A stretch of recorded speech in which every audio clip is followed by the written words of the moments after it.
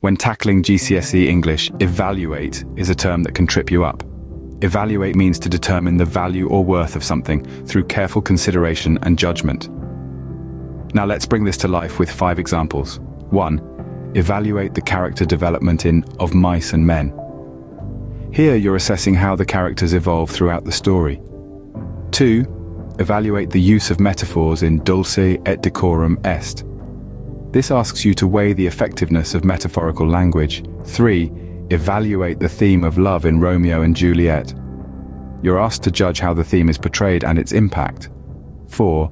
Evaluate the narrative structure of To Kill a Mockingbird. Here, you're looking at how the story is organized and its effect. 5. Evaluate the use of irony in Animal Farm. This requires you to assess the role of irony in the novel's overall message. Remember, when you evaluate, you're not just describing. You're making a judgment and backing it up with evidence. Before we vanish into the ether, do like, share and subscribe for more GCSE English wisdom. Until next time, find the value in evaluate.